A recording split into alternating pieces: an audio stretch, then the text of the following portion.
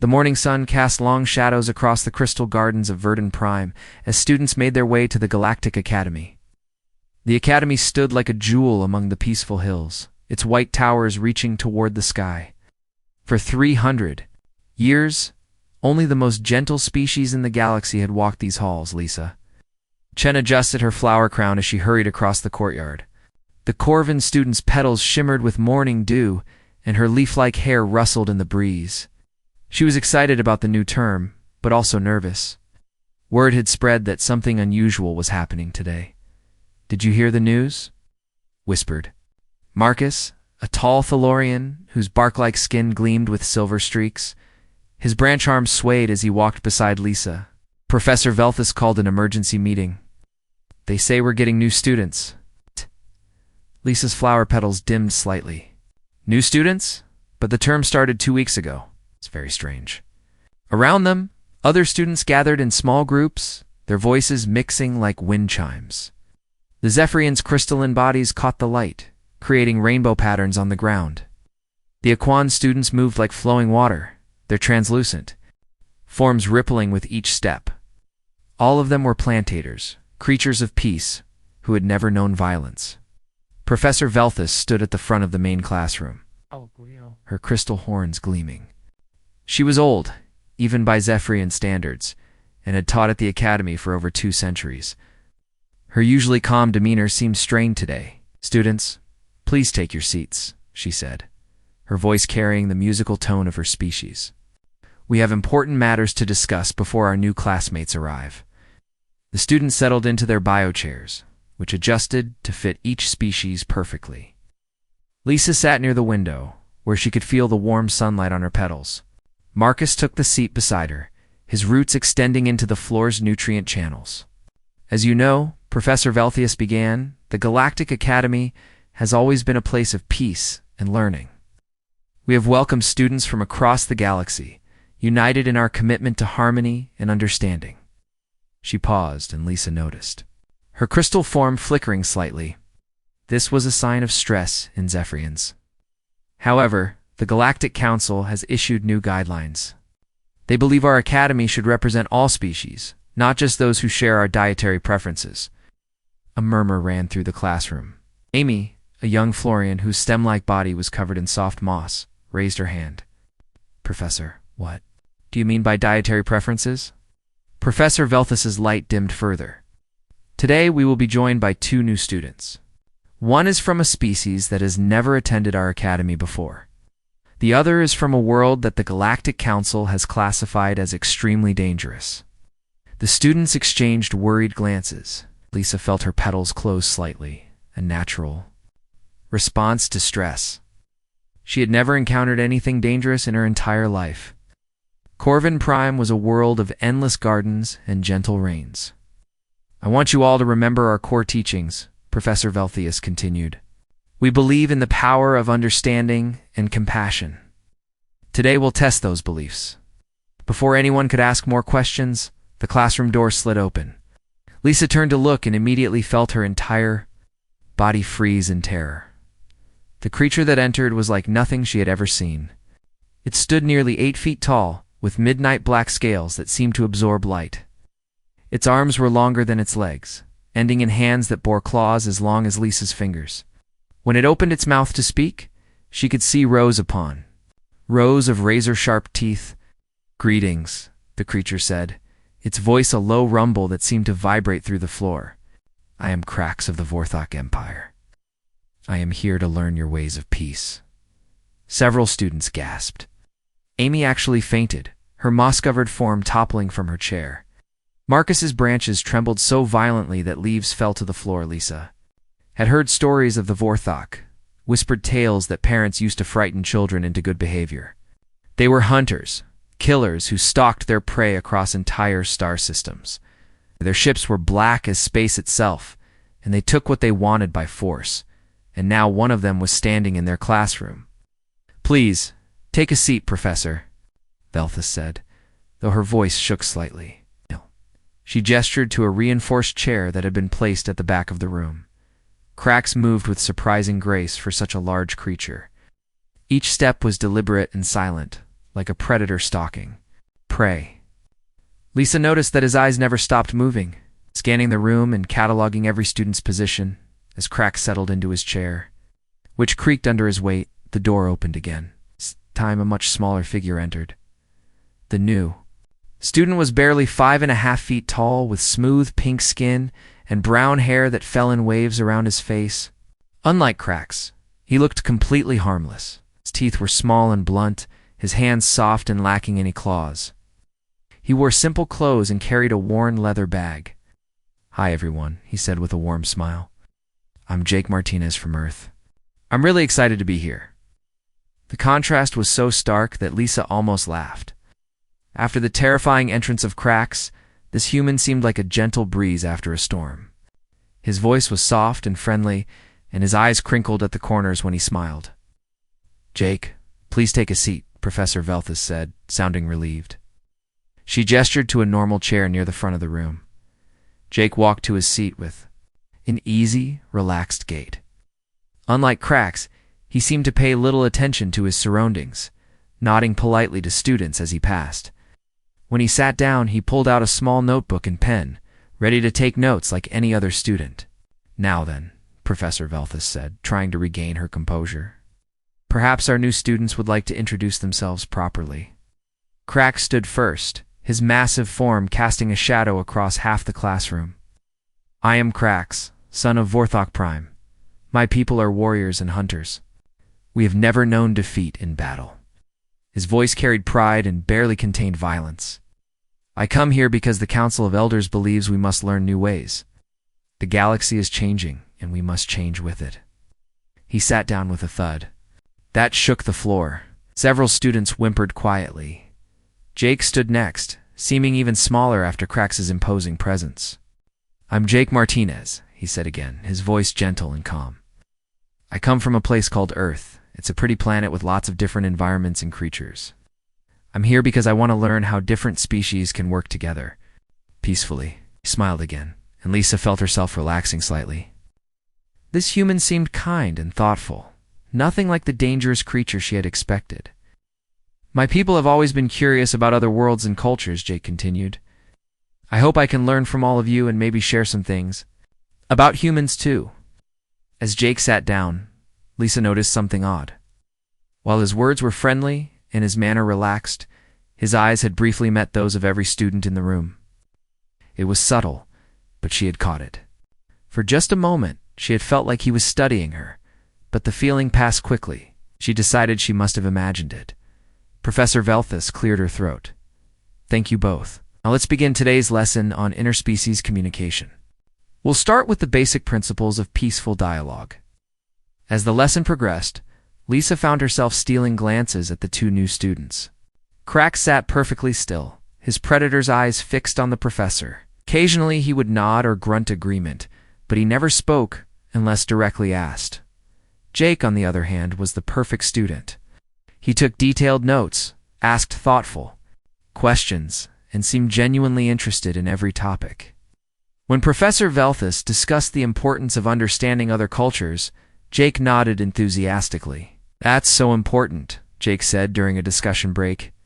"My grandmother always said that the best way to avoid conflict is to understand what the other person really needs." The other students began to warm up to him. His friendly manner and obvious intelligence made him easy to like. By the end of the class, several students had already invited Jake to join their study groups. Crax, meanwhile, remained isolated. As the students filed out of the classroom, they gave the massive Vorthok a wide berth. His very presence seemed to radiate danger, and nobody wanted to get too close. Lisa walked out with Marcus and Amy, who had recovered from her fainting spell. They talked quietly as they headed to their next class. "The human seems nice," Amy said, her voice still shaky from the earlier shock. "Much better than I expected." Marcus agreed, his bark rustling thoughtfully. "He's very polite and seems genuinely interested in peace. I think he'll fit in well." Lisa nodded, but something nagged at her mind. She couldn't shake the feeling that there was more to Jake Martinez than met the eye. But compared to the obvious threat that Crax represented, her small doubts seemed silly. As they walked toward their next class, Lisa glanced back at the classroom. Through the window, she could see Jake helping Professor Velthus clean up some papers that had fallen during Amy's fainting spell. He was smiling and chatting pleasantly, every inch the helpful, harmless student. But for just a moment, as Jake handed the papers to Professor Velthus, Lisa saw something in his eyes that made her petals close slightly. It was gone in an instant, replaced by that same warm, friendly expression. Still, she couldn't shake the feeling that the human was not quite what he seemed. 3 days had passed since the new students arrived, and the academy had settled into an uneasy routine. The herbivorous students moved through the halls in tight groups, whispering nervously whenever cracks appeared. The massive Vorthok seemed to fill every space he entered, his dark scales absorbing light like a walking shadow. Lisa sat in the cafeteria with her usual friends, picking at her morning nutrients. The specialized food dispensers provided perfect meals for each species, but today her appetite was poor. Across the room, Krax sat alone at a reinforced table, methodically consuming what looked like raw meat from his homeworld. "Look at those teeth," whispered Amy, her moss trembling slightly. "How can something that dangerous be allowed here?" Marcus nodded, his bark-like skin darkening with worry. Yesterday in conflict resolution class, he talked about honor through combat. He actually said that sometimes violence is the only answer. The professor looked terrified, added Ben, a young Aquan whose water form rippled with anxiety. "I think she's afraid he might attack someone." Lisa watched Krax eat, noting how he held his food with those terrible claws. Every movement was controlled and precise, like a machine built for killing. When other students walked past his table, he would pause and watch them with those predator eyes until they were gone. "At least the human is normal," Amy said, sounding relieved. "Jake is so nice and friendly. He helped me with my botany homework yesterday." Lisa looked around the cafeteria until she spotted Jake at a corner table. He was eating what appeared to be fruits and vegetables from the standard herbivore selection. His table was surrounded by several students who seemed completely at ease in his presence. Jake was telling some kind of story, and the students around him were laughing. His hands moved as he spoke, and his face was animated with expression. Everything about him suggested warmth and friendliness. "He asked me about Florian music traditions," Amy continued. "He was so interested in how we use sound to help plants grow. He said humans have music too, and he'd love to share some with us." "See?" Marcus said, his branches swaying with relief. "That's exactly what a peaceful species should be like. Curious about others. Wanting to share knowledge. Nothing like that monster." As if summoned by their conversation, Krax stood up from his table. The scraping of his chair against the floor created a harsh sound that made several students flinch. He walked toward the food dispensers. Students scrambled to get out of his way. Lisa watched nervously as the massive creature approached their section of the cafeteria. For a moment, it looked like he might stop at their table, and she felt her petals begin to close in fear. But Krax simply walked past them without a glance, got his food, and returned to his isolated table. Still, the encounter left Lisa's heart beating rapidly. "Did you see that?" Ben whispered. "He didn't even acknowledge us. It's like we're just prey animals to him." "Professor Velthus says we should try to understand him," Amy said doubtfully. "But how can you understand something that only thinks about hunting and killing?" Their conversation was interrupted by a cheerful voice. "Mind if I join you?" Jake stood beside their table, holding a tray of colorful fruits and vegetables. His smile was warm and genuine, and Lisa felt herself relaxing immediately. "Of course," she said, making room on the bench. "Please sit down." Jake settled beside them, and the atmosphere at the table immediately improved. His presence seemed to push away the dark mood that Krax had created. "I hope you don't mind me asking, Jake," said, "but I'm really curious about your homeworlds. Earth only has one type of intelligent species, so this is all fascinating to me." Amy perked up immediately. "What's Earth like? Is it as peaceful as it sounds?"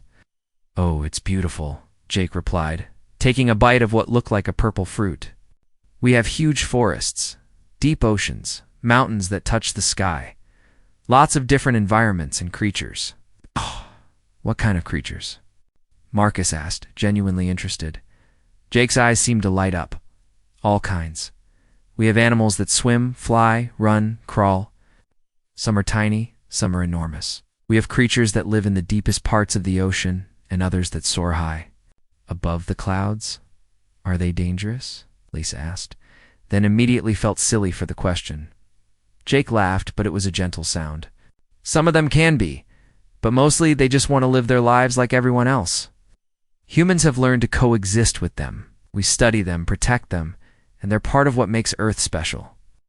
Ben leaned forward, his water form shimmering. With curiosity, do humans ever fight with each other? For just a moment, something flickered across Jake's face. It was gone so quickly that Lisa thought she might have imagined it. Sometimes, Jake admitted, but we're always working to find better ways to solve problems. That's actually why I'm here. I want to learn how other species handle disagreements peacefully. The conversation continued pleasantly as Jake asked thoughtful questions about each of their cultures.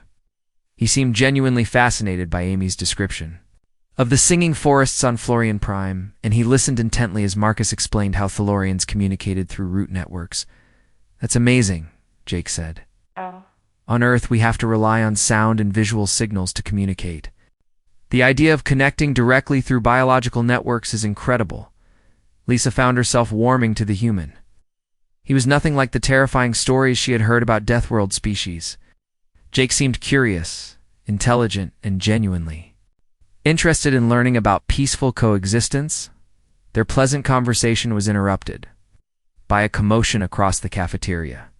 Krax had stood up again, but this time he was facing another student, Carl.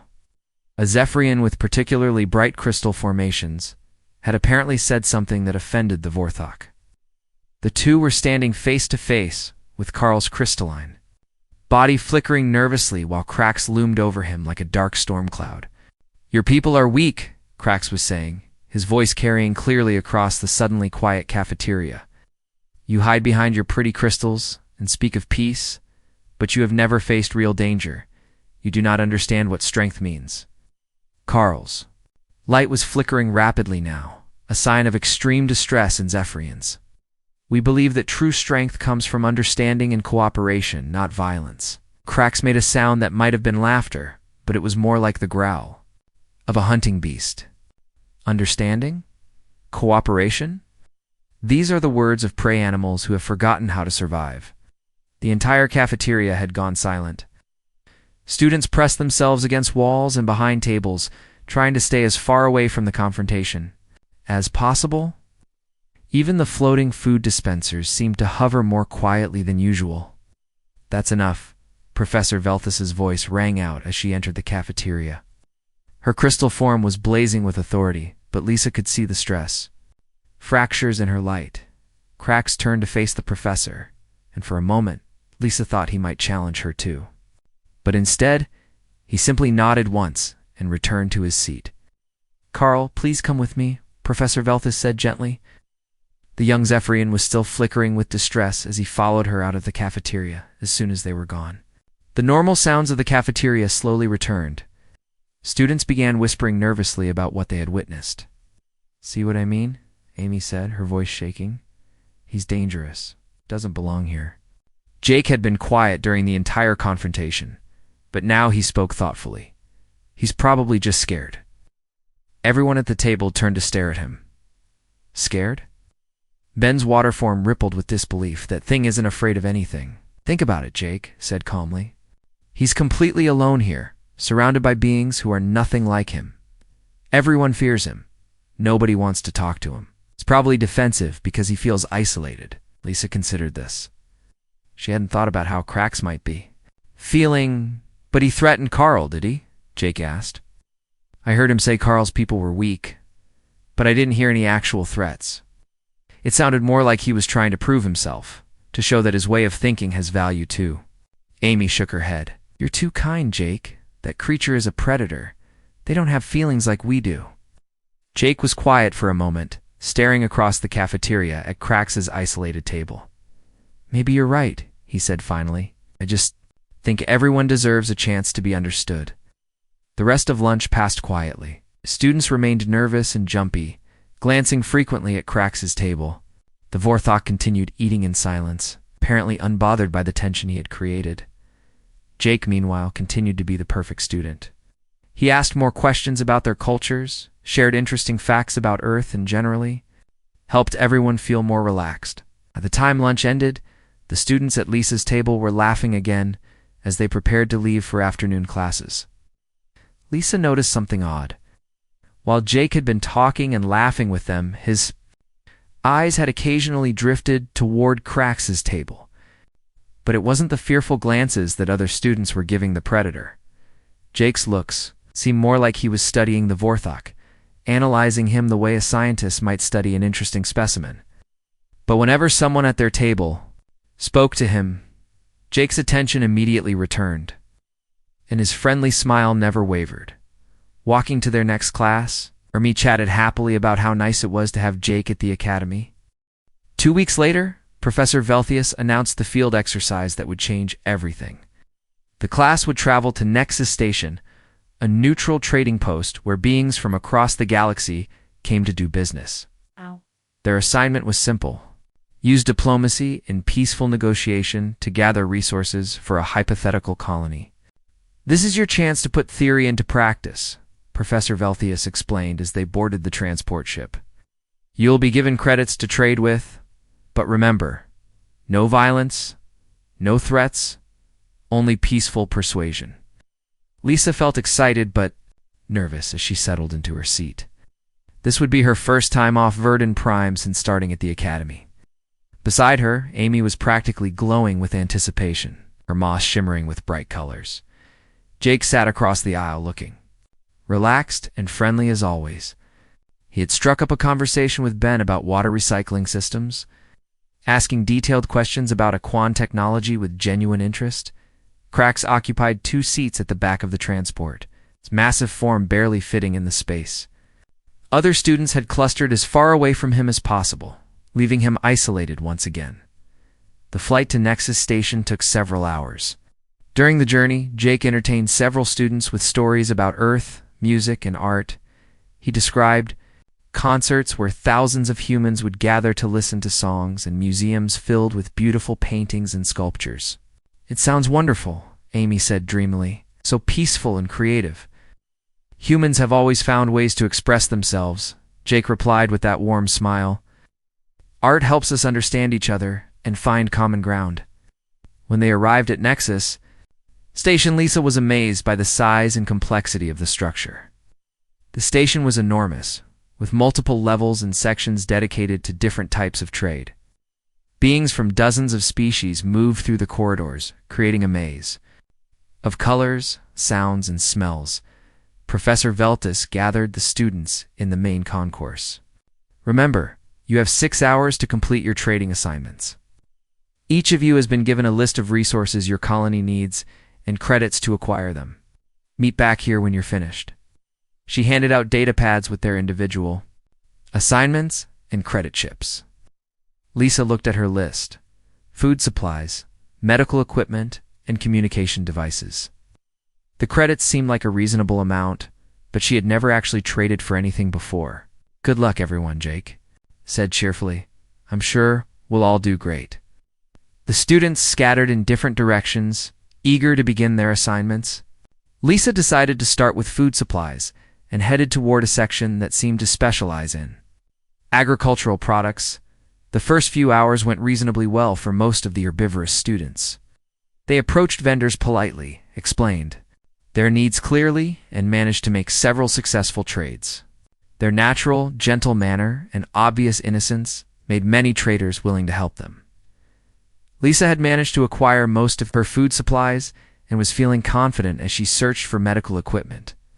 The vendors seemed to find her flower-like appearance charming. Several had given her better deals than she had expected. But things were not going well for everyone. Crax was having serious problems. Despite his best efforts to be polite, his appearance terrified most of the traders. When he approached stalls, vendors would either flee immediately or refuse to deal with him entirely. His deep, rumbling voice and massive claws made even his friendliest attempts at conversation sound threatening. Lisa watched from across a marketplace. Ascrax tried to negotiate for mining equipment. The trader, a nervous Quillen with feathered skin, kept backing away from Crax's table. "I do not wish violence," Crax was saying, his voice carefully controlled. "I offer fair trade for these tools." But the Quillen trader was too frightened to listen. "Please, honored predator, I have family. Take what you want, just don't hurt me." Crax's shoulders sagged with frustration. "I do not want to take. I want to trade. This is the way of peace." "Yes." The trader fled, leaving his goods behind. Crax stood alone at the abandoned stall, looking lost and confused. For the first time since meeting him, Lisa felt genuinely sorry for the Vorthok. Meanwhile, other students were running into different problems. Amy had been swindled by a smooth-talking Nexon trader who sold her medical supplies that turned out to be decorative crystals. Ben had been convinced to trade all his credits for what he thought was advanced water purification equipment. It was actually a children's toy. Marcus had fallen for an elaborate story about rare seeds that would supposedly grow into trees that produced every type of fruit imaginable. He had spent most of his credits on what were obviously ordinary plant seeds from some trader's garden. The herbivorous students' trusting nature and sheltered upbringing made them easy targets for unscrupulous dealers. They believed every sob story, accepted every claim at face value, and rarely questioned prices that were obviously inflated. But Jake was having remarkable success. Lisa first noticed it when she saw him completing a complex trade with a group of Korthok merchants. The Korthok were known throughout the galaxy as shrewd business people who rarely gave anyone a good deal. Yet Jake was walking away from their stall with everything on his list and credits left over. Curious. Lisa followed Jake discreetly as he moved through the station. What she saw made her increasingly uncomfortable. Jake seemed to know exactly what to say to every trader he met.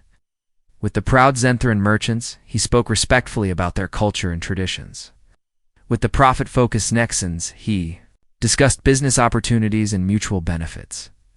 With the family-oriented Qualians, talked about community and caring for loved ones. But it wasn't just what he said, it was how he knew what to say. Jake seemed to understand each species' psychology, their cultural values, their weaknesses, and desires. He negotiated like someone who had studied these beings for years. At one stall, Lisa watched Jake convince a Repthan trader to sell him expensive communication equipment for half the asking price. The Repthan, known for being cold and logical, was actually smiling by the end of their conversation. "How did you know about the mining rights dispute on Repthan 7? The trader asked Jake as they completed their deal. "I make it my business to stay informed about galactic affairs," Jake replied casually. "Information is valuable in any negotiation."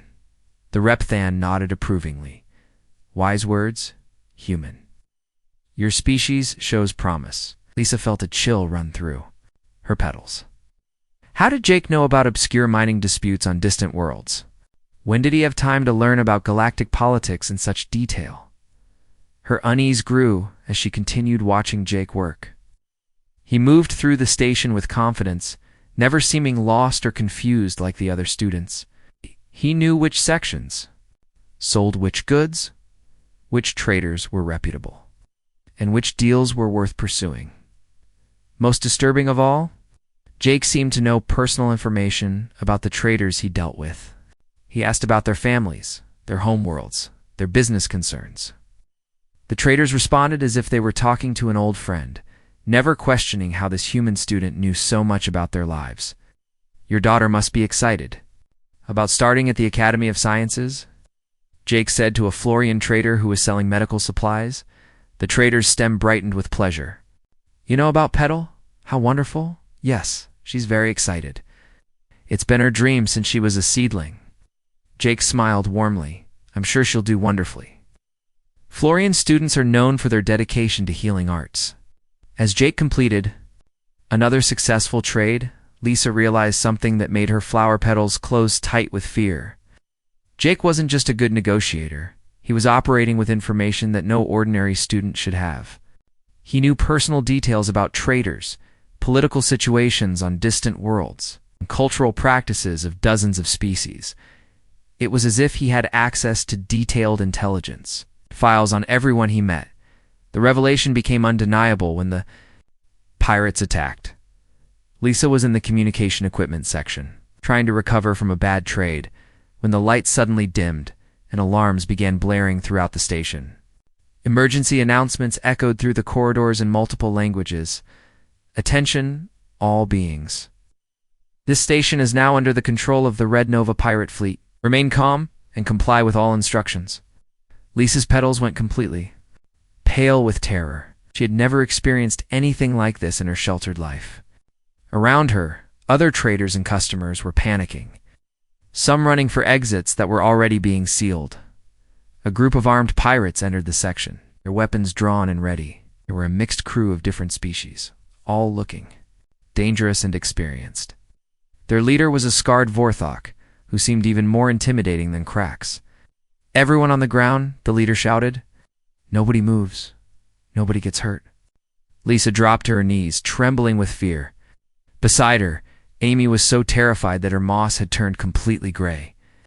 Ben's water form was rippling uncontrollably with panic. The other herbivorous students were equally terrified.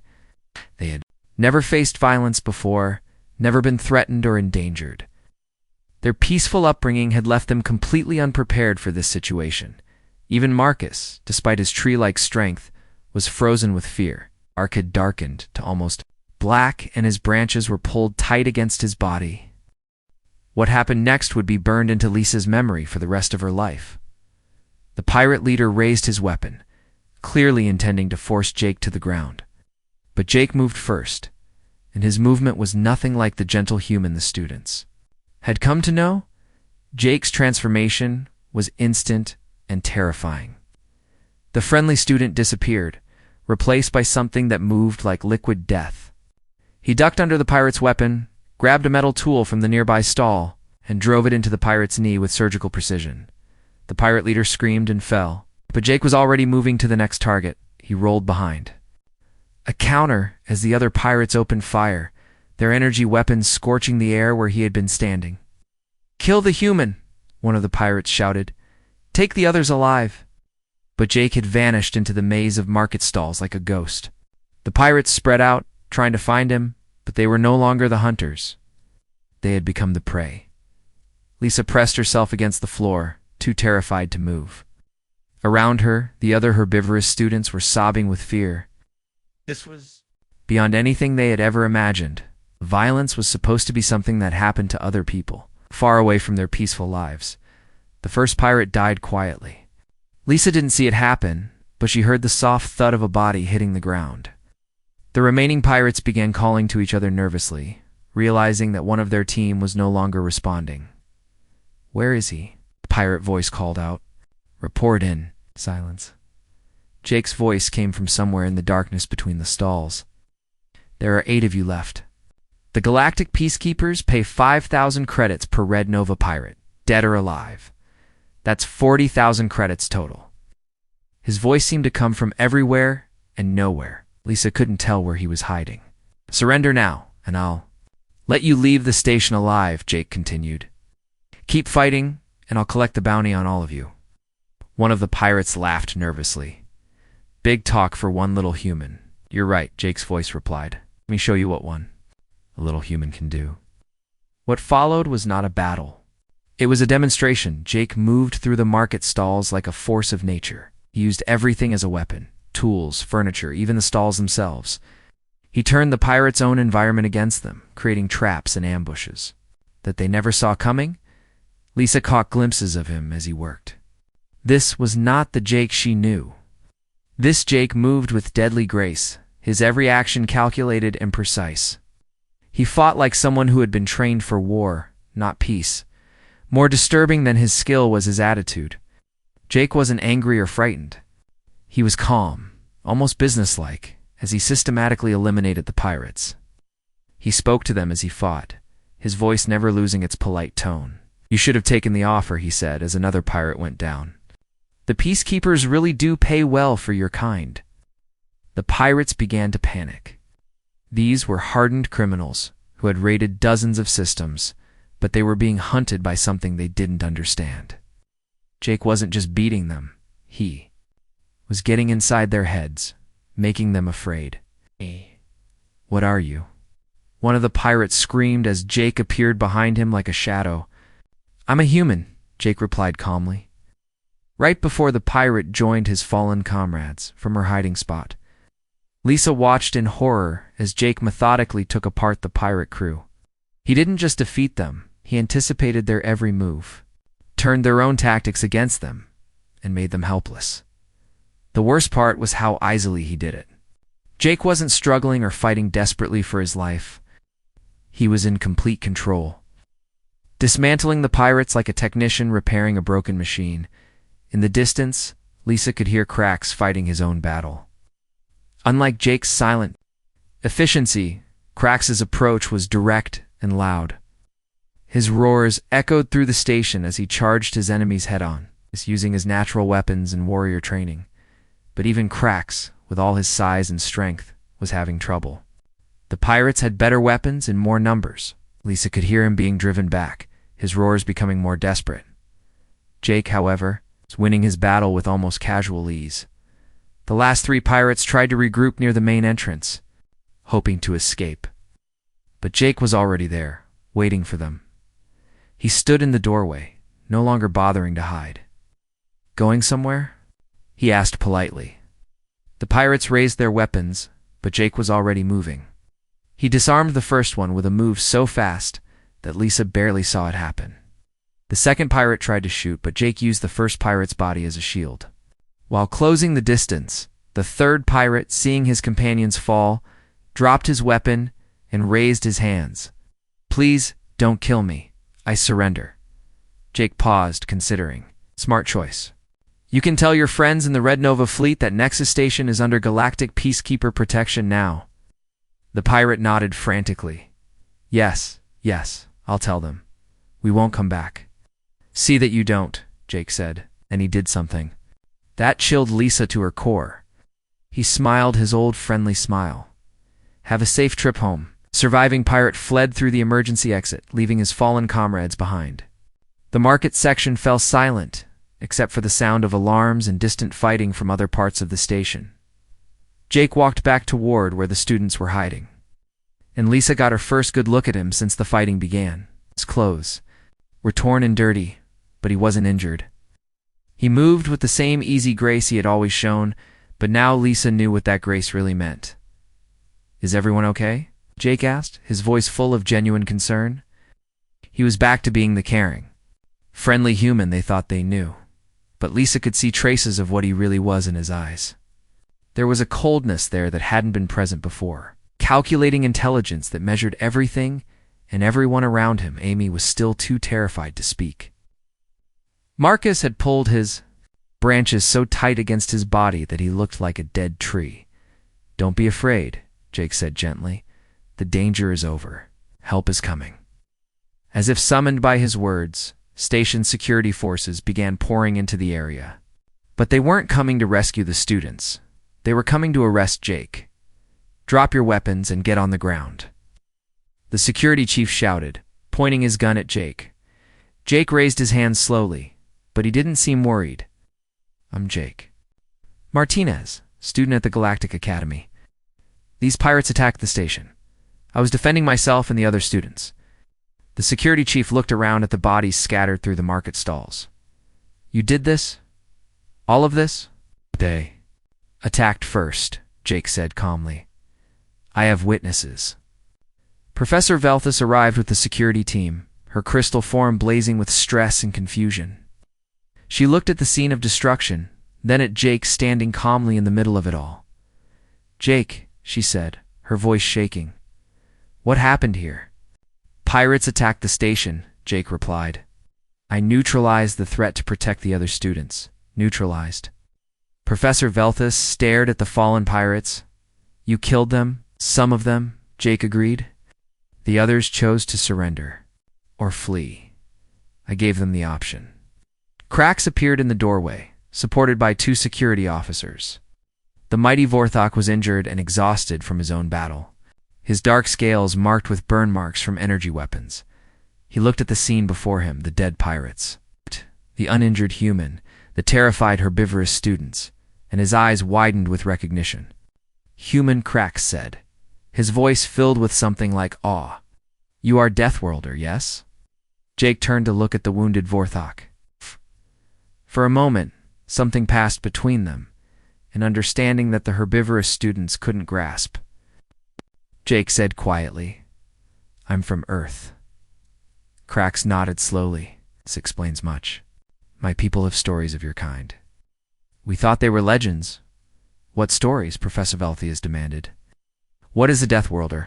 Jake sighed, and for the first time since Lisa had known him, he looked tired. It's complicated, Professor. Maybe we should sit down for this conversation? The security chief was still pointing his weapon at Jake, clearly unsure what to do. The human had technically saved the station, but the casual efficiency with which he had killed the pirates was deeply disturbing. Are you going to arrest me? Jake asked politely. I don't know, the security chief admitted. This situation is beyond my experience. I understand, Jake said. Maybe I should explain what humans really are. He looked around at the frightened faces of his classmates, the confused security officers, and the stressed professor. When his eyes met Lisa's, she saw a sadness there that she hadn't noticed before. I never wanted you to see this side of me, Jake said quietly. I came to the academy to learn about peace, not to fight.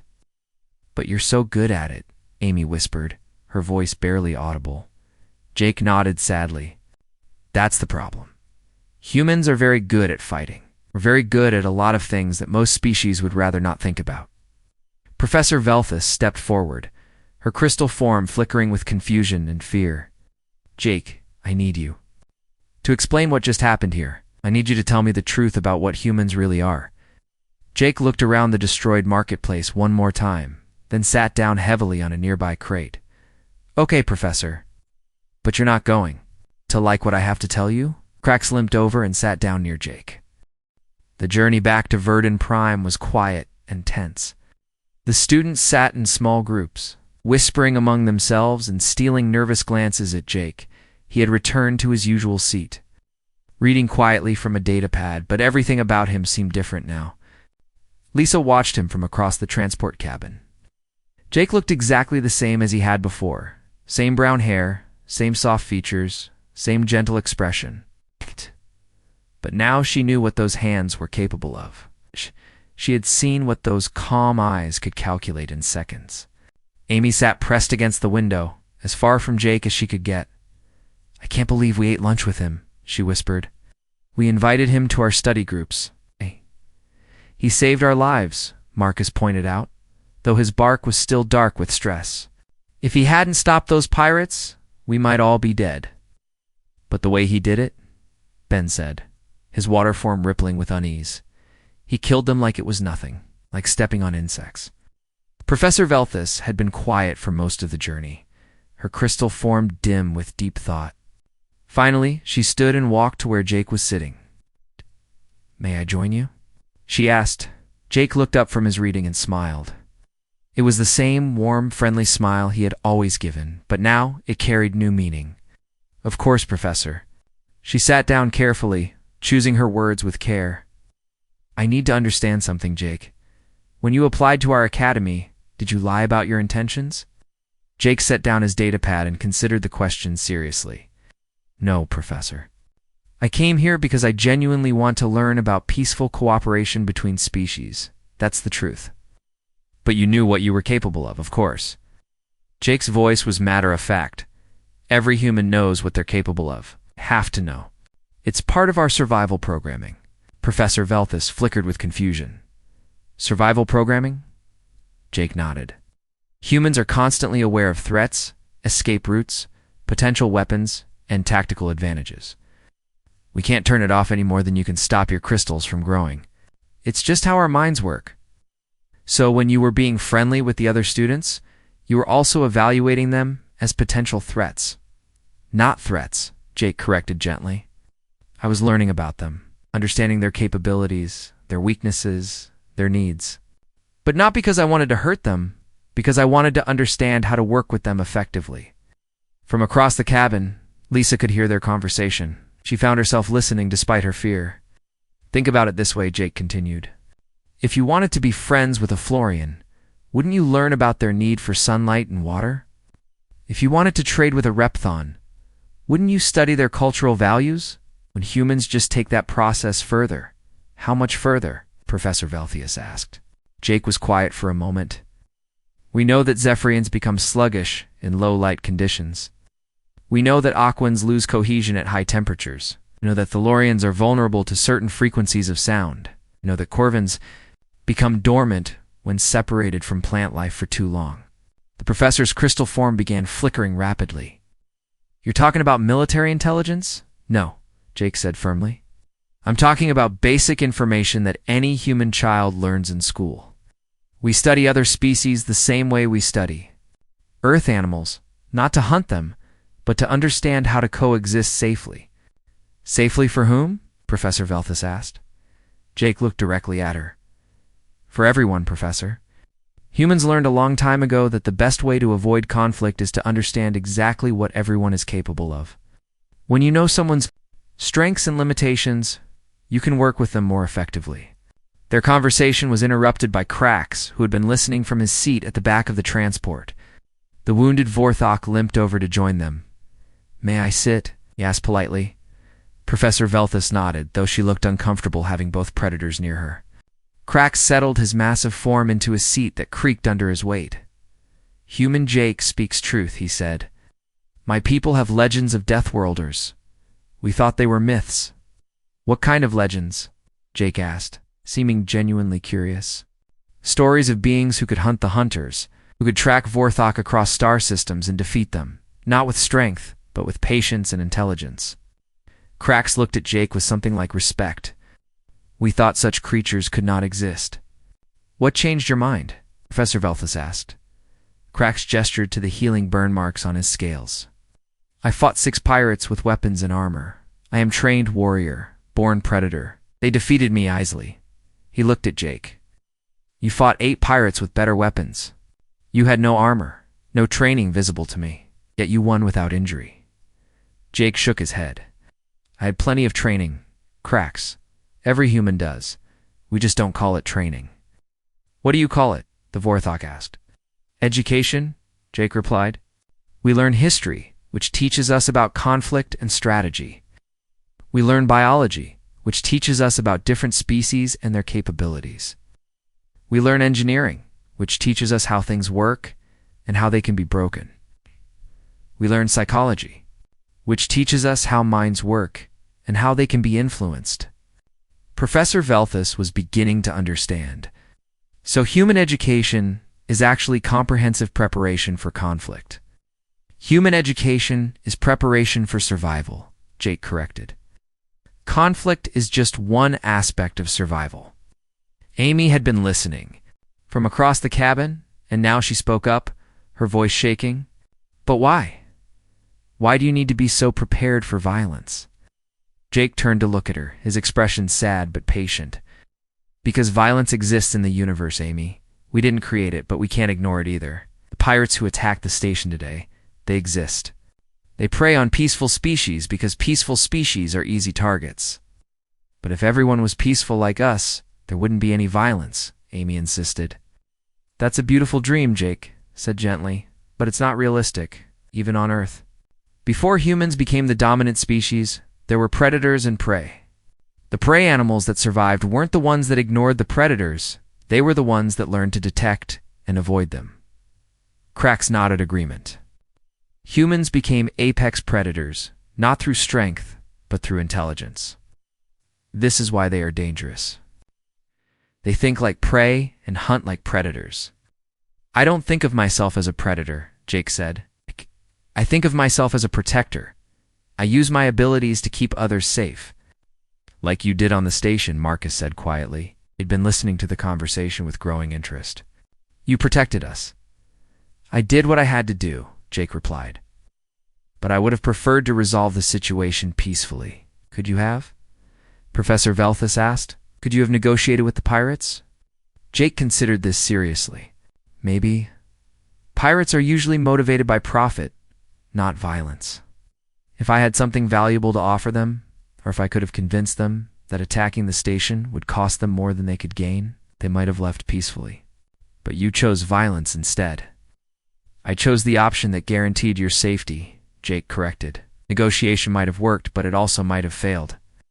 When other people's lives are at stake, humans don't gamble with uncertain outcomes. The transport was nearing Verdun Prime now, and the peaceful planet grew larger in the viewports. Looking at the gentle world below, Lisa tried to imagine how it must appear to Jake, not as a safe haven, but as a place where potential threats needed to be identified and neutralized. "Jake," she said suddenly, finding her courage, "when you look at us, do you see friends, or do you see weaknesses to exploit?" Jake turned to her with that same gentle expression he had always worn. "I see friends with weaknesses that I want to protect. And when you look at Krax—" Jake glanced at the massive Vorthok.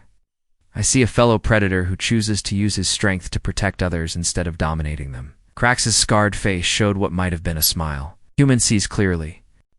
On Vorthok Prime, we are taught that strength without honor is worthless. It's better to be weak and honorable than strong and corrupt." "That's something humans and Vorthok have in common," Jake said. "We both understand that power comes with responsibility." Professor Velthius had been listening to this exchange with growing amazement. "You two are more alike than I realized." In some ways, Jake agreed. "We're both products of dangerous worlds. We both learned that survival requires strength and intelligence. But we also both learned that strength without purpose is meaningless." "So what is your purpose?" she asked. Jake looked out at Verdun Prime as the transport prepared to land. "To learn how to use human capabilities to build something better. To find ways for predators and prey to coexist peacefully. And my purpose," Krax added, "is to prove that predators can be more than just hunters. We can be guardians." As the transport touched down at the Academy, Lisa realized that everything had changed. She was still afraid of Jake, but it was a different kind of fear now. She wasn't afraid he would hurt her. She was afraid of what his existence meant for the galaxy. If humans were as intelligent and capable as Jake had demonstrated, what did that mean for species like hers? Would they become obsolete? Protected pets in a universe dominated by apex predators? But as they gathered their belongings and prepared to leave the transport, Jake approached her. "Lisa," he said quietly, "I know you're afraid of me now. I understand why.